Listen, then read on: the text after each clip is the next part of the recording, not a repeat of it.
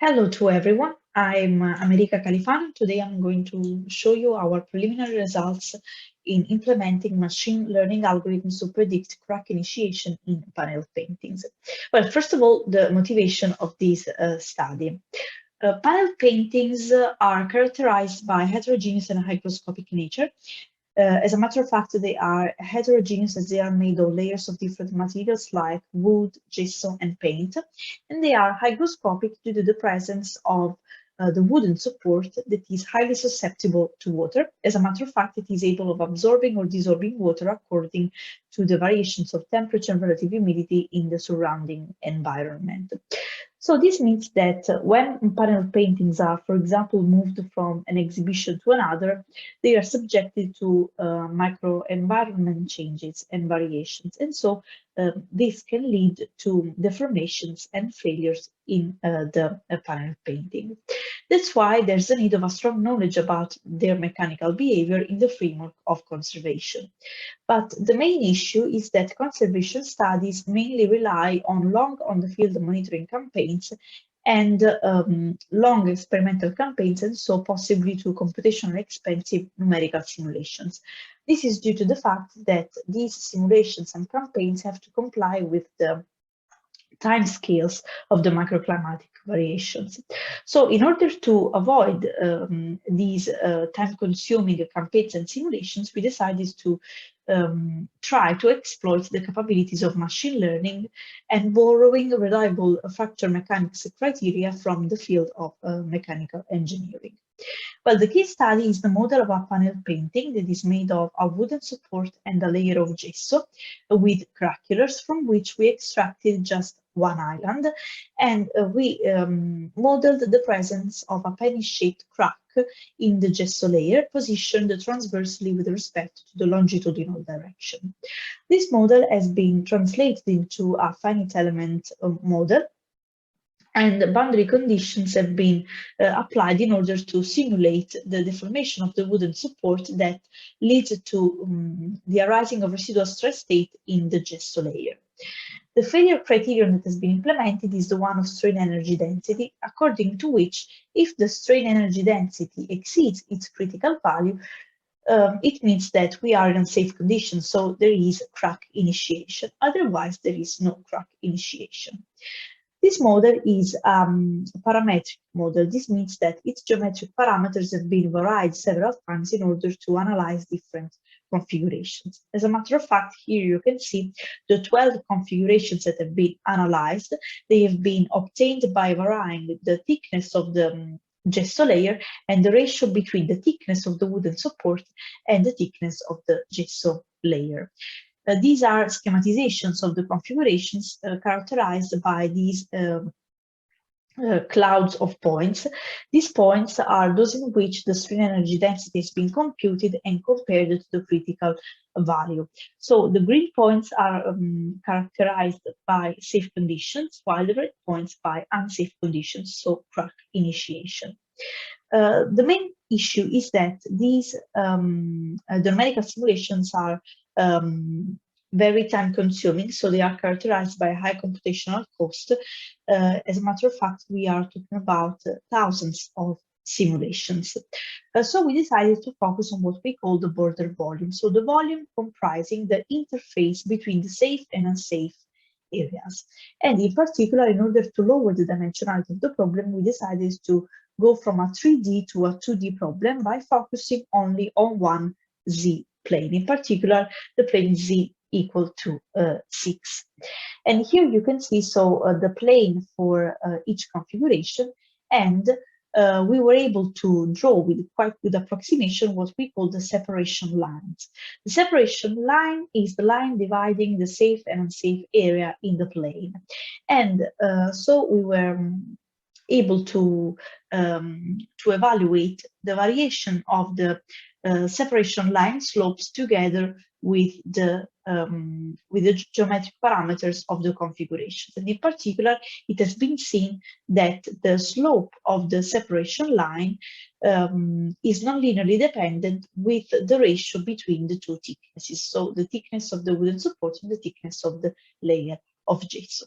So with these preliminary considerations in mind, we can go on with framing our problem, that is mainly a classification problem, as we want to classify between safe and unsafe conditions that are labeled with 0 and 1 respectively, with the final goal to predict the risk of crack initiation and limiting time-consuming simulations. But how can we choose among the dozens of machine learning algorithms that are available in literature? Keeping in mind the main features of our problem, that is nonlinear, as we have seen that the separation line, that is a sort of decision threshold for us, is nonlinearly dependent from the geometrical parameters of the model, and we have a limited data set, while in general machine learning algorithms deal with big data. That's why we decided to try with the extreme gradient boosting machines that are quite novel machine learning algorithms, and they have won recently several machine learning competitions because they have proven to be very reliable and highly scalable. This means that they are able to automatically adapt to the dimensionality of the dataset. In order to evaluate the goodness of the classification carried out by the machine learning algorithm, there are several scores that may be evaluated. They are all based on the evaluation of the confusion matrix, that is this table that you can see here in the bottom left corner. And according to this matrix, several scores may be computed, like, for example, the true positive rate and the false positive rate. These two scores are in general represented into a plot, into a graph that is called ROC curve, receiver operating characteristic curve. In few words, the more this curve is vertical, so the nearer to the vertical axis, the better the classification. The ROC curve is linked to the AUC, so what is called the area under the curve, that is another parameter that may be evaluated, and its maximum value is 1. And according to the AUC, the greater the AUC, the better the classification. So we decided to use this ROC curve together with the AUC as one of the scores in order to evaluate the goodness of the classification. And together with these two, we decided to focus on what is called false negative rate. So mainly the rate of the false negatives that are for us all those points that are predicted to be safe, but actually they are unsafe. So for us, the false negative rate needs to be kept as low as possible. So here, now let's go on with the training of the algorithm. So considering the training phase, we decided to choose as training configurations these ones that are highlighted in the rectangle, and are shaded with these light blue rectangle that are configurations 1, 2, 3, 5, 6, and 7. The input data that have been used for the training phase are the coordinates of the points and the two geometric parameters that characterize the configurations, while the target data, so the output data, for us are the labels 0 and 1, discriminating between safe and unsafe conditions. And here you can see an example of the decision tree that has been provided by XGBoost at the end of the training phase. Now, after the XGBoost machine has been trained, it has been tested considering the other configurations, so the configurations that were not used for the training phase. Here you can see the results for the test in terms of ROC curves. So there are curves for each configuration, and sometimes in some cases you can see that the curves are overlapped. We can see how these curves are pretty vertical, and in terms of AUC we had quite good results, as the minimum value of the AUC is 77%. In terms of false negative rate, its average value is of about 28%. So we decided even to swap the training and test configurations. So in this case, we decided to train the algorithm with the configurations 4, 8, 9, 10, 11, 12, and use the other configurations for the test phase. Here you can see the results in terms of ROC curves that are, even in this case, quite vertical. And in terms of AUC, we have a minimum value of 77%. And even in this case, we have an average false negative rate of about 28%.